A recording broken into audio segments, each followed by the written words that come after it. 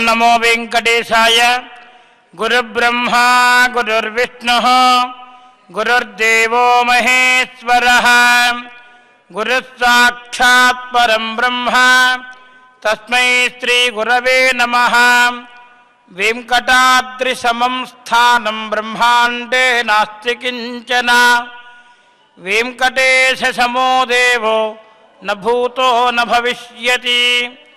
अखिल भुवन जन्मस्थेम भंगादिलीले विनत विविध भूत व्रात रक्षैक दीक्षे श्रुतिशिरसि विदीप्ते ब्रह्मणि श्रीनिवासे भवतु मम परस्मिन् सेमुषी भक्तिरूप। ज्ञानानन्दमयं देवं निर्मलस्फटिकाकृतिम् आधारं सर्वविद्यानां हयग्रीवमुपास्महे। अस्मद्गुरुभ्यो नमः। श्रीमते रामानुजाय नमः। समस्त परिवाराय सर्वदिव्यमंगलविग्रहाय श्रीमते नारायणाय नमः। अपदामपहर्तारं दातारं सर्वसंपदां लोकाभिरामं श्रीरामं भोजो भोजो नमाम्यहम्। आञ्जनेयमतिपाटलाननं काञ्चनाद्रिकमनीयविग्रहं पारिजाततनुमूलवासिनं भावयामि भवमाननन्दनं। हरिः ओम्। ఏడుకొండలవాడ వెంకటరమణ గోవింద గోవింద. అఖిలాండ కోటి బ్రహ్మాండ నాయకుని యొక్క శ్రీచరణ సన్నిధిలో ప్రతినిత్యము కూడా శ్రీవారి యొక్క దివ్యమైనటువంటి మంగళాశాసనముల మేరకు ప్రతినిత్యము స్వామివారి యొక్క ఆజ్ఞతోటి అనుగ్రహంతో అష్టాదశ మహాపురాణములలోని రమణీయమైనటువంటి శ్రీ నారదీయ మహాపురాణంలోని విశేషాలని యథామతి మనం తెలుసుకుంటూ ఉన్నాం.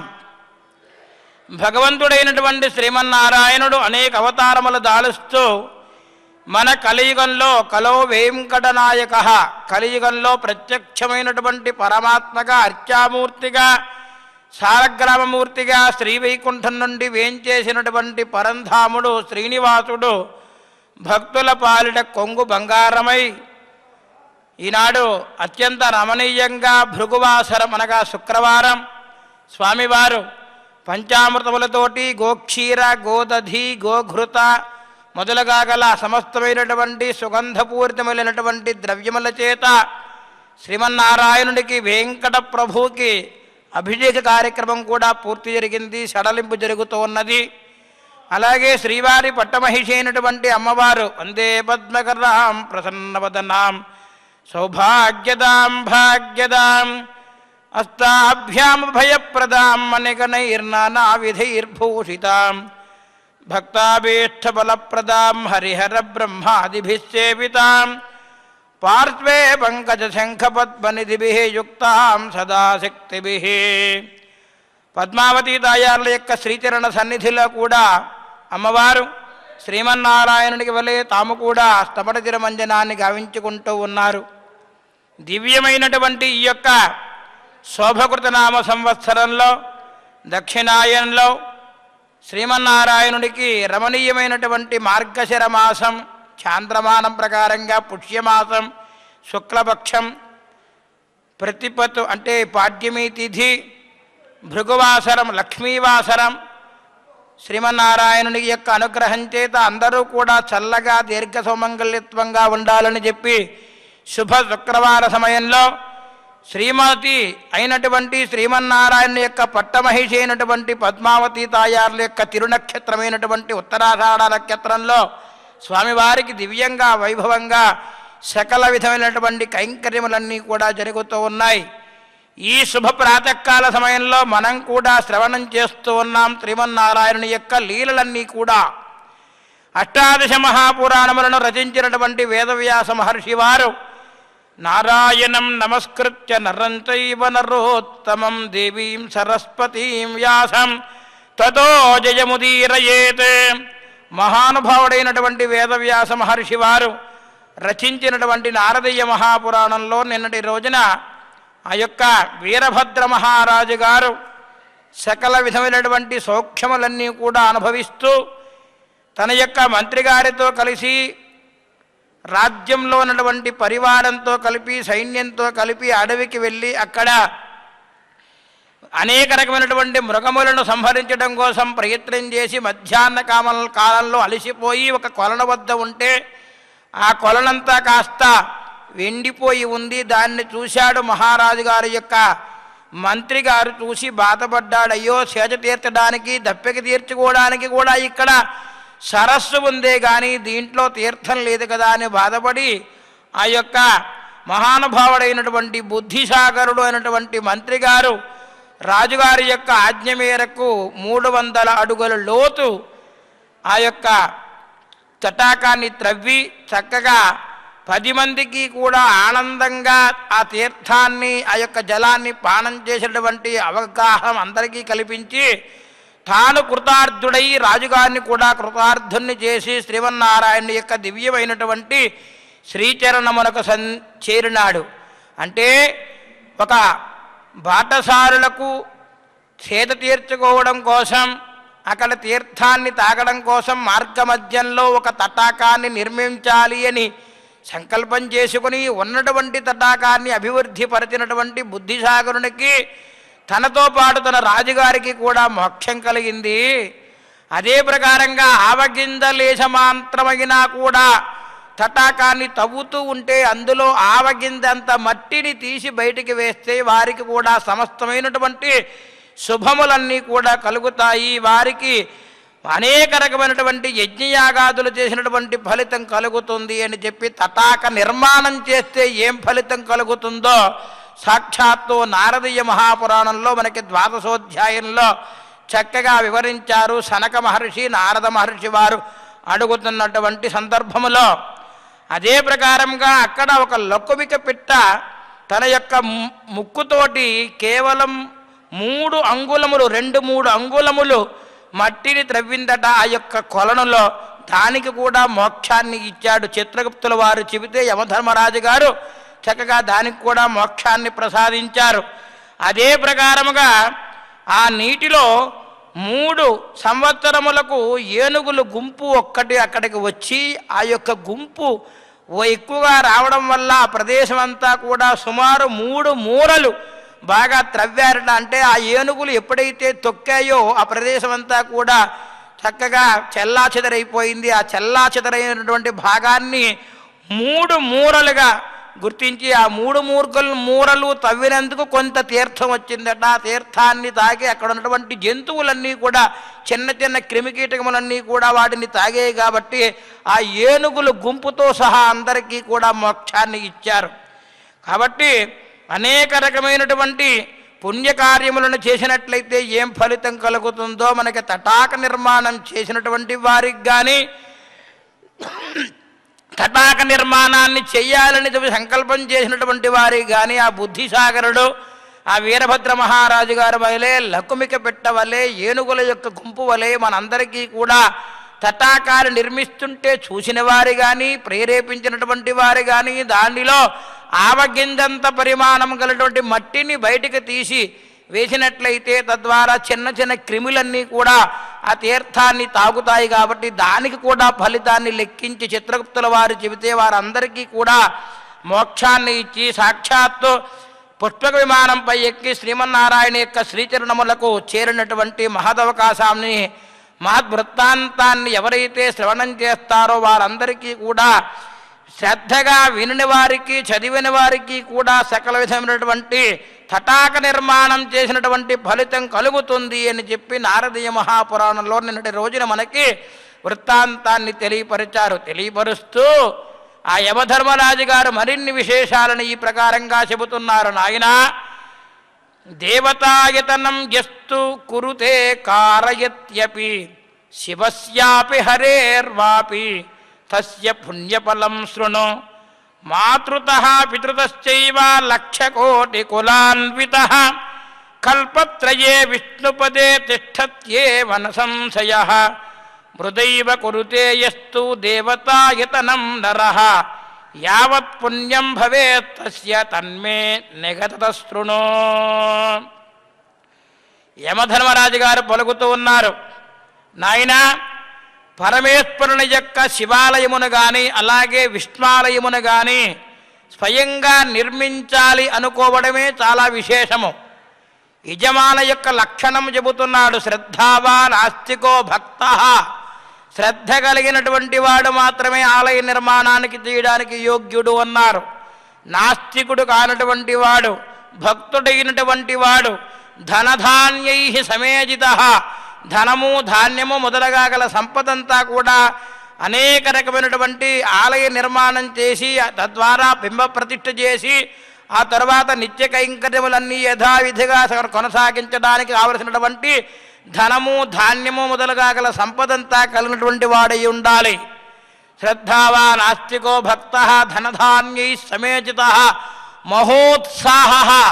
ఎల్లప్పుడూ కూడా ఆలయ నిర్మాణాన్ని ప్రారంభించి ఆలయ నిర్మాణం పూర్తయ్యేంత వరకు తర్వాత ప్రతిష్ఠ జరిగే నిత్య కైంకర్యములన్నీ కూడా జరుగుతూ తాను స్వయంగా దగ్గర ఉండి స్వామివారిని సేవించుకుంటే అంతవరకు కూడా ఎల్లప్పుడూ కూడా ఉత్సాహంగానే ఉండాలి, నిరుత్సాహంగా ఉండకూడదు.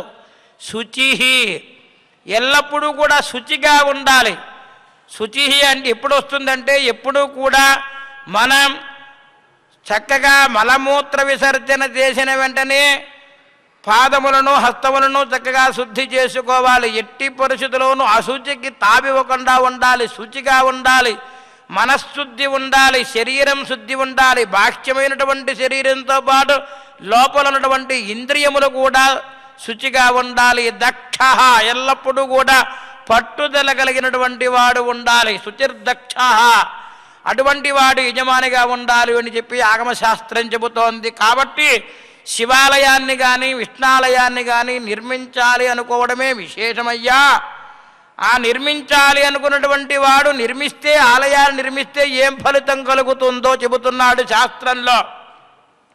అటు మాతృవంశం వారు ఇటు పితృవంశం వారు అంటే తల్లి వంశము గారు తండ్రి వంశం వారు కూడా 1,00,000 కోట్ల కులములతోటి 3 కల్పాలు ఆ శ్రీమన్నారాయణ యొక్క సాయుధ్యంలో నివసిస్తారట.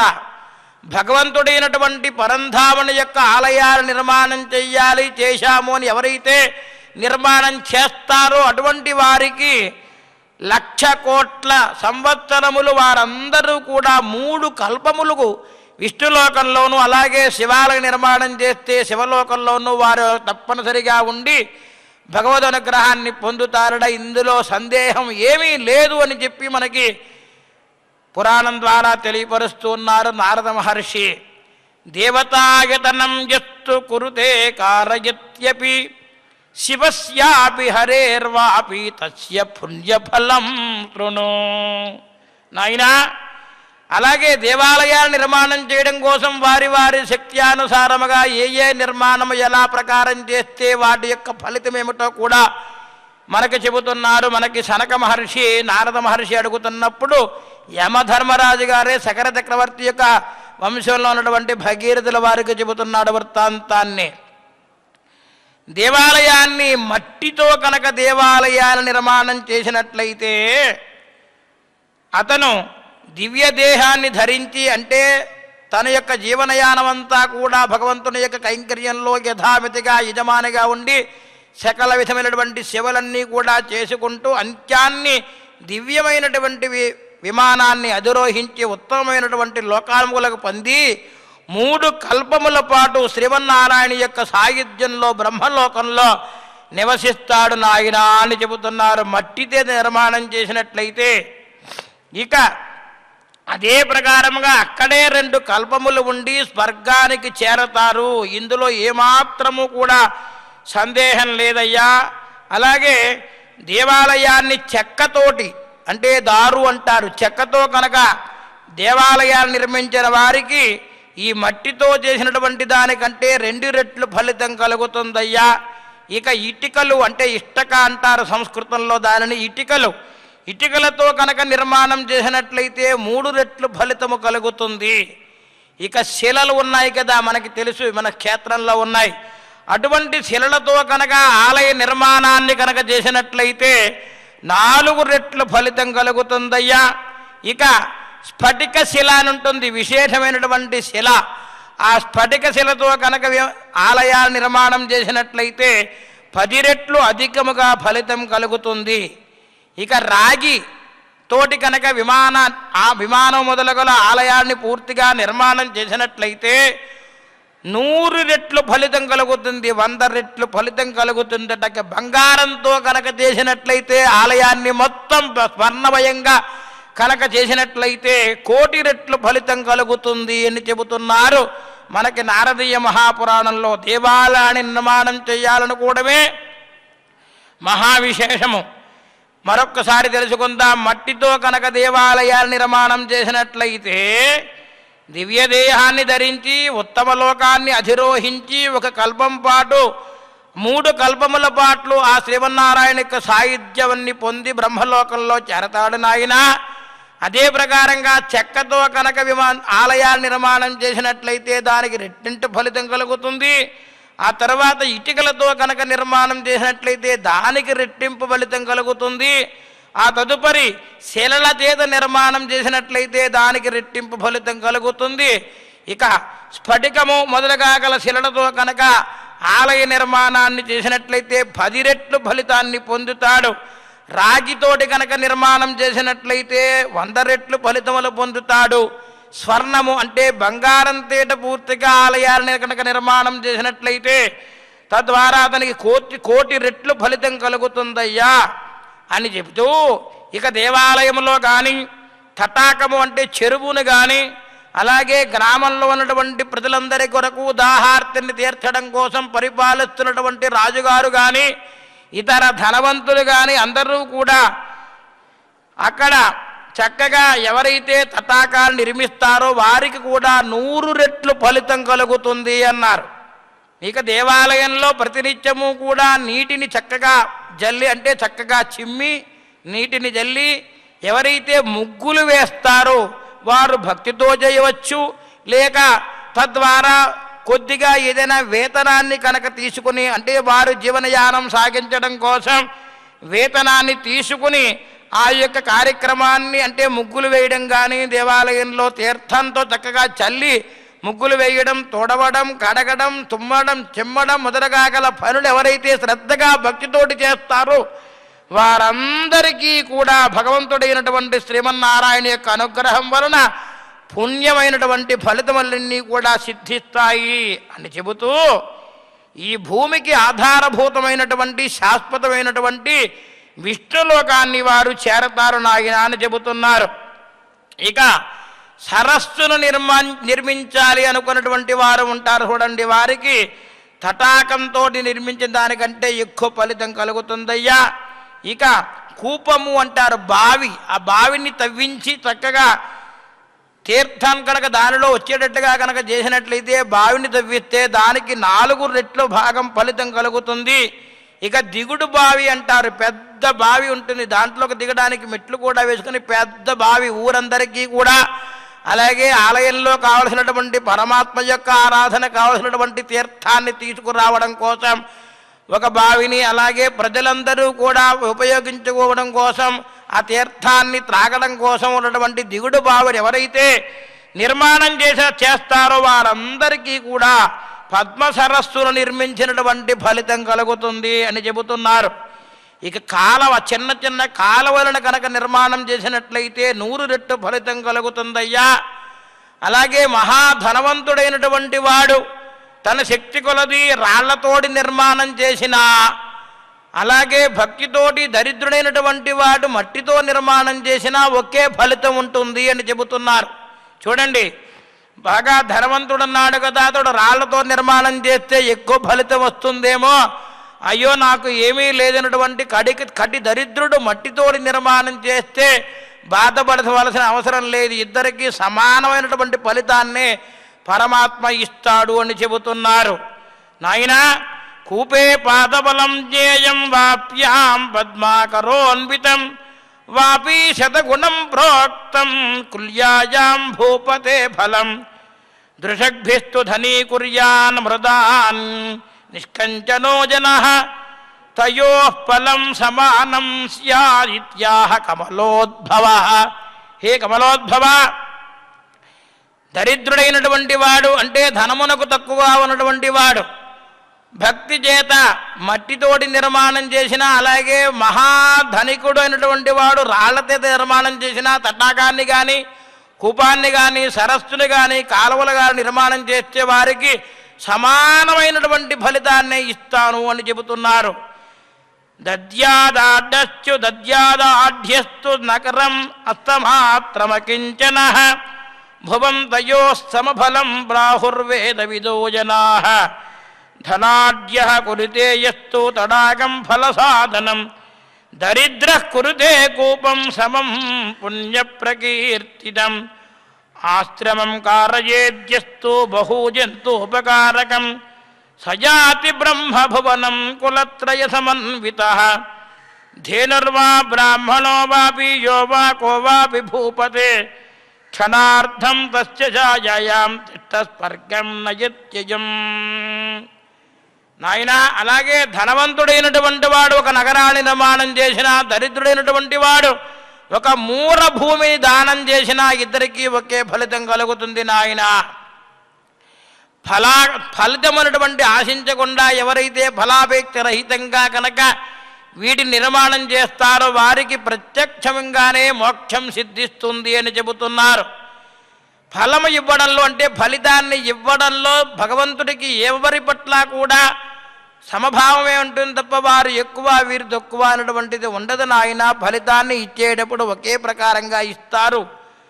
ఇక కూపాన్ని నిర్మించాలి అని అంటే, కూపము అంటే బావిని నిర్మాణం చెయ్యాలి అనుకున్నప్పటికీ కూడా అతడు పుణ్యలోకమైనటువంటి ప్రాప్తిని పొందుతాడు నాయన. 10 మందికి కూడా ఉపయోగించే ఒక ఆశ్రమాన్ని నిర్మించాలి అనుకున్నటువంటి వాడు 3 తరములకు బ్రహ్మలోకంలో నివాసం చేస్తాడు.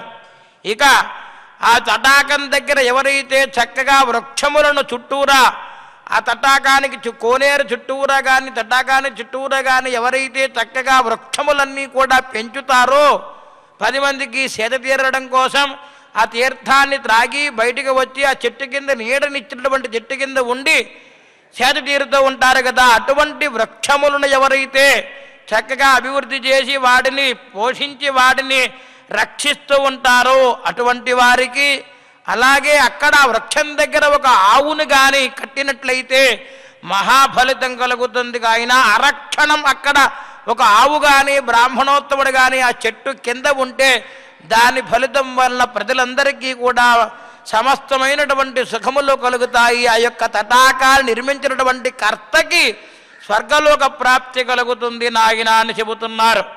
ఇక ఆరామాన్ని కానీ దేవాలయమును కానీ నిర్మించినటువంటి వారికి, తటాకాలు నిర్మించాలనుకునే వారికి కూడా శ్రీహరితోటి సమానంగా వారిని పూజిస్తారట దేవతలందరూ కూడా.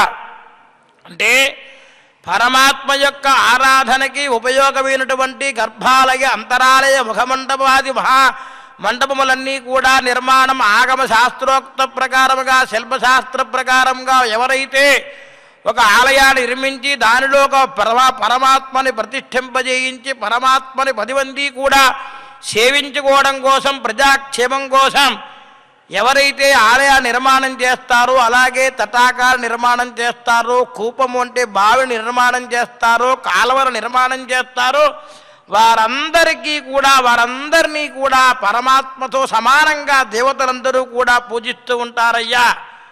మరి దేవాలయంలో చక్కగా చూడండి, మరొక విశేషం చెబుతున్నాడు. దేవాలయంలో పరమాత్మని అర్చించడం కోసం పూల తోటను నిర్మాణం చేస్తూ ఉంటారు. మన అనంతాలవారి తోట అని చెప్పి మనం ప్రతిరోజు కూడా సేవించుకుంటూ ఉంటాం. మాడవీధిలో, దక్షిణ మాడవీధిలో ఆ చివర ఉన్నది ఆనందాలవారి తోట అని చెప్పి మనందరికీ కూడా తెలుసు, సేవించుకుందాం. అటువంటి శ్రీమన్నారాయణుడికి వెంకట ప్రభువుకి ప్రతినిత్యము కూడా ఆ యొక్క తోట నుండి, పూల తోట నుండి పుష్పములన్నీ తీసుకుని వచ్చి స్వామివారికి సమర్పణ చేసినటువంటి పరమ భక్తాగ్రేశ్వరుడు వారు.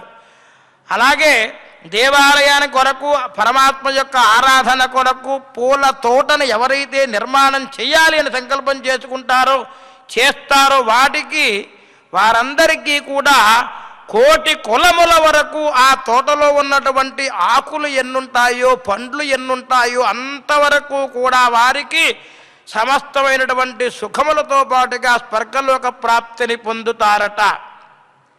ఇక దేవాలయంలో అనేక రకమైనటువంటి వృక్షములన్నీ కూడా తటాకం దగ్గర నిర్మాణం చేస్తూ ఉంటారు కదా. ఆ యొక్క వృక్షములను సంరక్షించడం కోసం చుట్టూరా ముళ్ళ పొద వేసి దాడిని పరిరక్షించి ప్రతిరోజు కూడా ఆ వృక్షం దగ్గర కాస్త తీర్థాన్ని ఉంచి, అంటే నీటిని పోసి చక్కగా అభివృద్ధి ఎవరైతే చేస్తారో వారికి కూడా బ్రహ్మలోక ప్రాప్తి కలుగుతుంది అని చెబుతున్నారు. పూల తోటకు కానీ ప్రాకారాన్ని ఎవరైతే తయారు చేస్తారో వారికి కూడా యుగములు అనేక 71 యుగములు బ్రహ్మలోకంలో నివాసం చేస్తారట వారు. చూడండి, 71 యుగములు.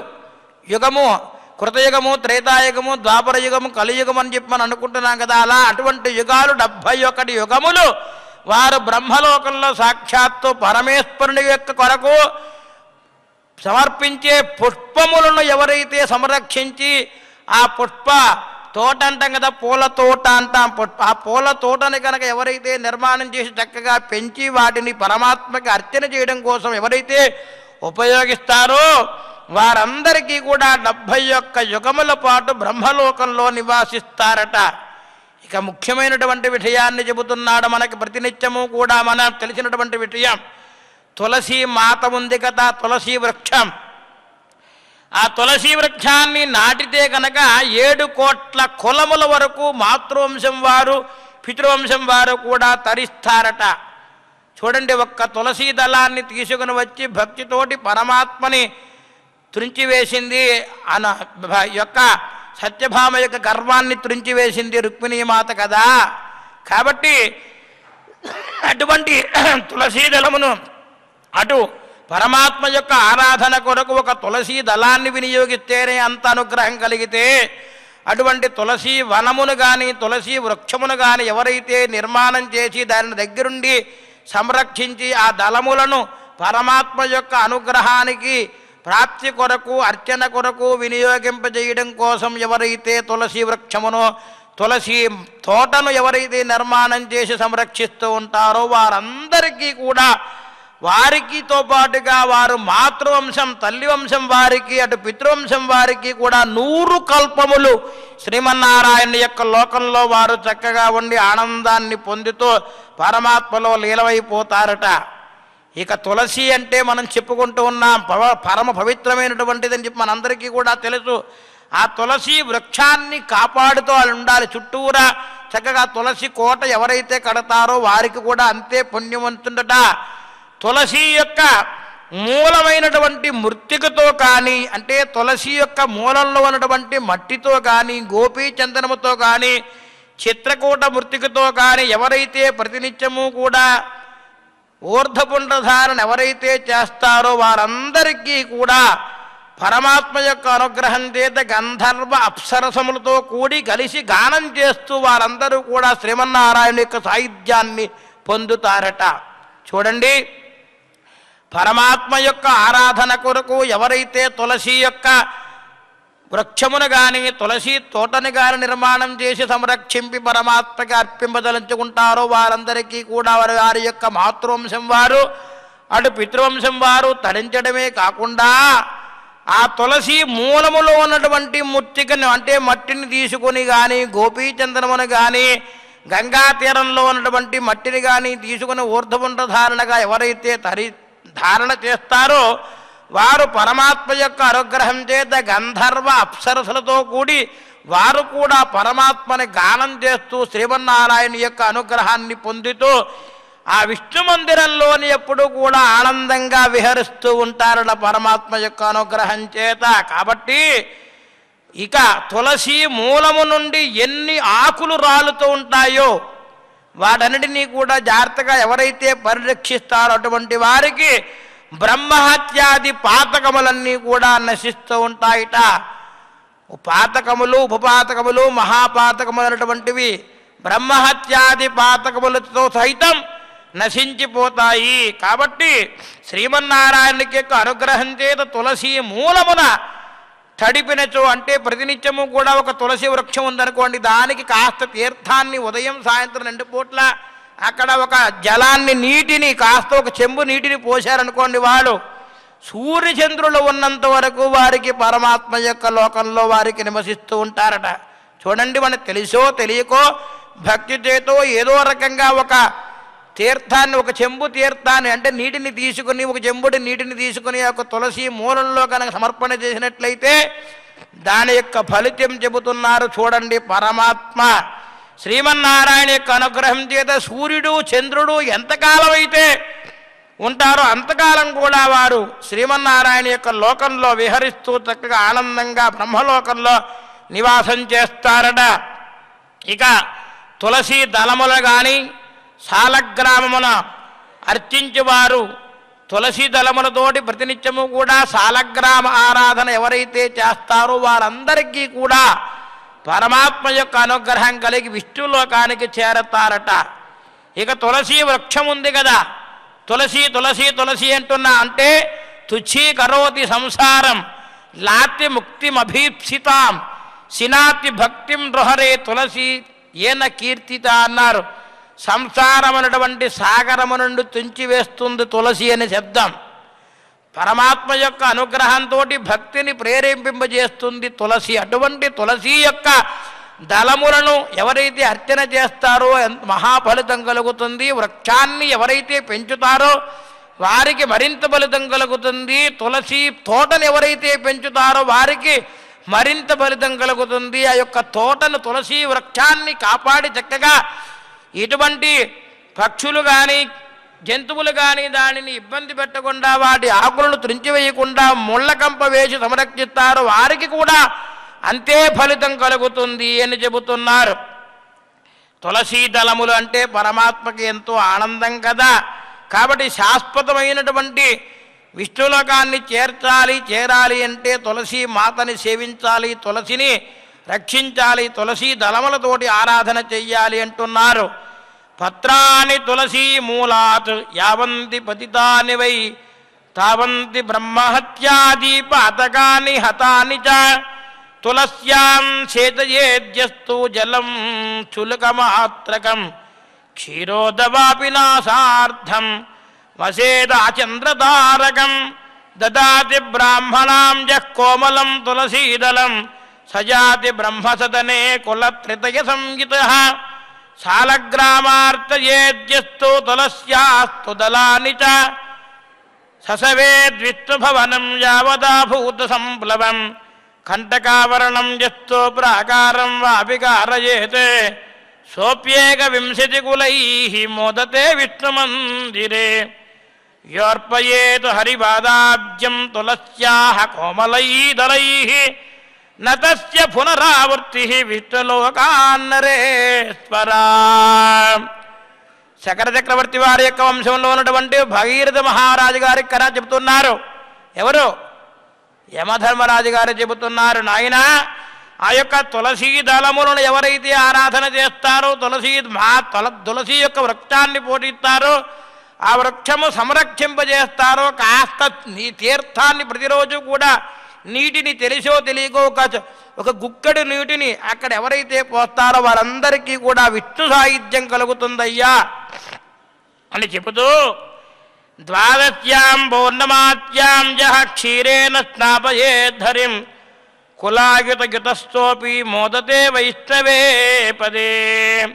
కాబట్టి పరమాత్మ యొక్క అనుగ్రహపాత్రుడు అవ్వాలి అంటే తులసీ దళములను ఒక్కసారి పరమాత్మకి అర్చించినట్లయితే, తులసీ దళములతో అర్చించినట్లయితే, లేక తులసీ వృక్షమును కాపాడినట్లయితే, తులసి పూర్తం పూర్తిగా ఆ యొక్క తులసీ దళములు ఉన్నటువంటి వృక్షములు ఉన్నటువంటిది తోటను ఎవరైతే చక్కగా పరిరక్షిస్తుంటారో వారందరికీ కూడా ఆ విష్ణులోక ప్రాప్తి కలుగుతుంది అని చెబుతున్నారు. ఎంతటి మహత్తరమైనటువంటి విషయాన్ని దీనిలో ప్రస్తావన చేస్తున్నారో చూడండి. ముందుగా ఏం చెప్పారు? శివాలయాన్ని కానీ విష్ణాలయాన్ని కానీ నిర్మాణం చేస్తే మహాఫలితం కలుగుతుందయ్యా. నిర్మించిన వారికి, నిర్మింప చెయ్యాలనుకునే వారికి, వారి ప్రోత్సహించినటువంటి వారికి ఎంత 1,00,000 కోట్ల కులములతో పాటు 3 కల్పములు విష్ణులోకంలో సాహిత్యాన్ని పొందుతారయ్యా. అదే ప్రకారంగా మట్టితోటి ఆలయ నిర్మాణం చేస్తే 2 రెట్ల ఫలితం కలుగుతుంది, చెక్కతోటి ఆలయ నిర్మాణం చేస్తే 4 రెట్ల ఫలితం కలుగుతుంది. ఇక శిలలతోటి కనుక ఆలయ నిర్మాణం చేస్తే 10 రెట్లు ఫలితం కలుగుతుంది. స్ఫటిక శిలతో కనుక ఆలయ నిర్మాణం చేసినట్లయితే 100% ఫలితం కలుగుతుంది. అలాగే రాగితోటి నిర్మాణం చేసిన, బంగారంతో నిర్మాణం చేసిన వారి వారి యొక్క భగవద్ అనుగ్రహం చేత 1,000,000 రెట్లు ఫలితం కలుగుతుంది. అలాగే తటాకాల నిర్మాణం చేయాలని సంకల్పం చేసుకుని తటాకాలు నిర్మిస్తే వారు 100 కోట్ల సంవత్సరములు దేవాలయంలో పరమాత్మ యొక్క అనుగ్రహాన్ని పొంది అంత్యాన్ని మోక్షాన్ని పొందుతారయ్యా.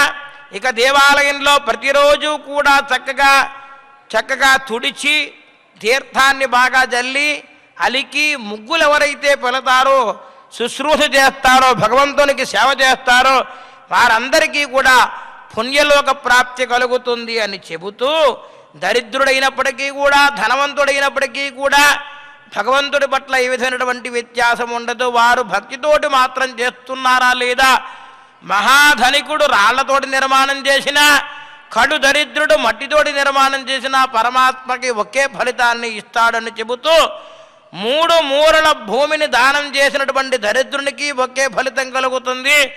ఒక నగరాన్ని చేసినటువంటి ధనవంతుడికి కూడా ఒకే ఫలితాన్ని ఇస్తాను అని చెప్పి పరమాత్మ చెబుతున్నాడు. ఇక తటాకాల నిర్మాణం చేసినట్లయితే, అంటే చెరువును నిర్మాణం చేసినట్లయితే ఎందుకు చెబుతున్నారంటే, వాపీకోప తటాకములను నిర్మించాలని సంకల్పం చేయడమే విశేషము.